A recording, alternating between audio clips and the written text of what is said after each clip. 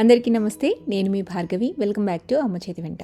ఈరోజు వీడియోలో 2 రకాల టేస్టీ అండ్ హై ప్రోటీన్ ఇచ్చే గ్రేవీ రెసిపీస్ని మీతో షేర్ చేయాలనుకుంటున్నాను. ఒకటి వచ్చేసి తక్కువ మసాలాని వాడుతూ చేసే పన్నీర్ బుర్జీ కర్రీ అండ్ ఇంకొకటి వచ్చేసి టేస్టీగా ఉండే దాబా స్టైల్ చోలే మసాలా కర్రీ.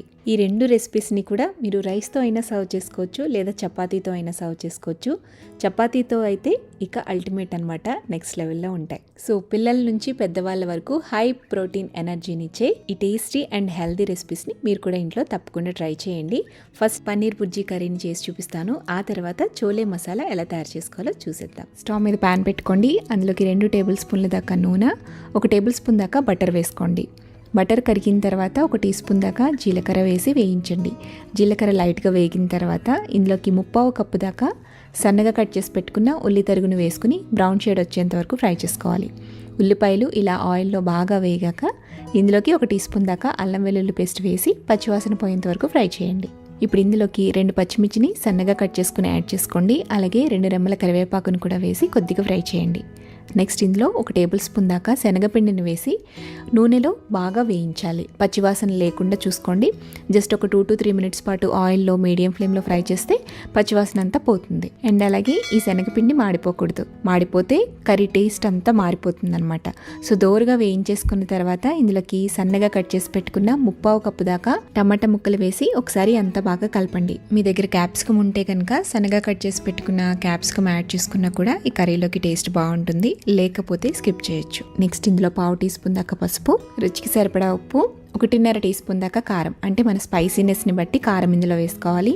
ఇవి వేసిన తర్వాత టమాటా ముక్కలంతటికీ కూడా బాగా కలిసేటట్టుగా మిక్స్ చేసేసుకుని మూత పెట్టి టమాటా ముక్కలన్నీ కూడా మెత్తగా గుజ్జుగా అయ్యేంత వరకు మనం మగ్గించుకోవాలి. మంటని లో టు మీడియం ఫ్లేమ్లో పెట్టుకుని మూత పెట్టి మగ్గించండి. సో ఇలా టమాటాలు అనేవి సాఫ్ట్గా మగ్గిపోవాలి, ఆయిల్ అనేది సపరేట్ అవ్వాలి. ఇలా బాగా మగ్గించి వేయించిన తర్వాత ఇందులోకి 1 టీ స్పూన్ దాకా ధనియాల పొడి, 1/2 టీ స్పూన్ దాకా జీలకర్ర పొడి, 1/2 టీ స్పూన్ దాకా గరం మసాలా వేయండి. ఇందులోని 1 టీ స్పూన్ దాకా కసూరి మేతి కూడా వేసేసుకుని ఆయిల్లో కొంచెం ఫ్రై చేయండి.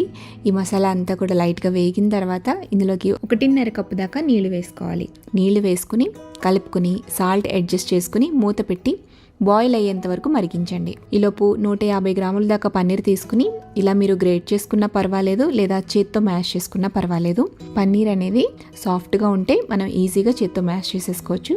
కొంచెం హార్డ్గా ఉంటే ఇలా గ్రేట్ చేసుకోండి, సరిపోతుంది. ఇలా కర్రీలోని వాటర్ అనేది మరిగిన తర్వాత ఇందులోకి మనం గ్రేట్ చేసి పెట్టుకున్న ఈ పన్నీర్ తురుము మొత్తాన్ని కూడా వేసేసుకోవాలి.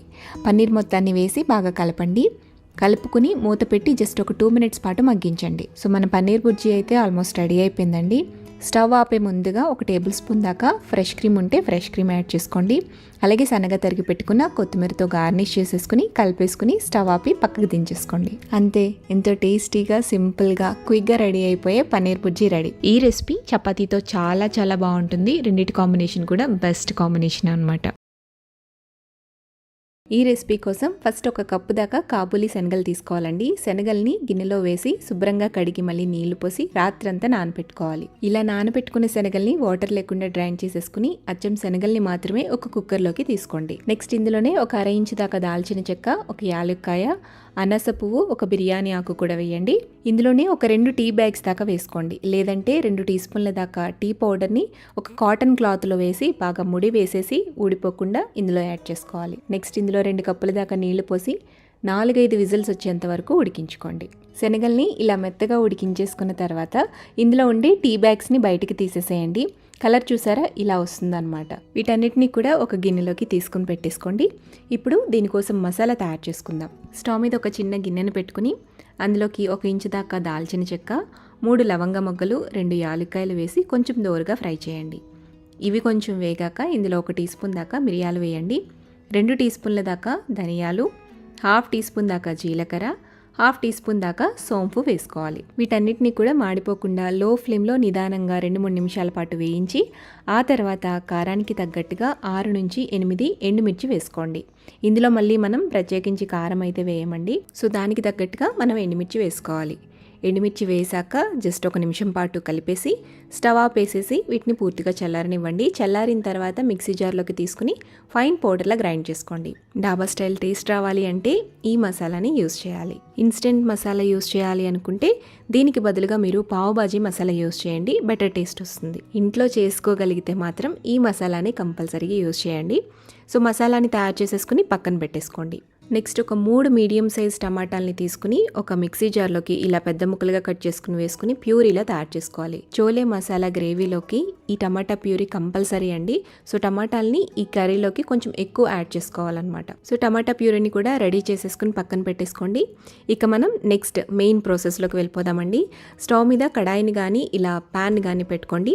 ఇందులో 3 టేబుల్ స్పూన్ల దాకా ఆయిల్ వేసుకోండి. అలాగే 1 టేబుల్ స్పూన్ దాకా బటర్ కూడా వేయండి. బటర్ కరిగాక ఒక చిన్న దాల్చిన చెక్క, బిర్యానీ ఆకు, యాలక్కాయ, 1 టీ స్పూన్ దాకా జీలకర్ర వేసి కొంచెం ఫ్రై చేయండి.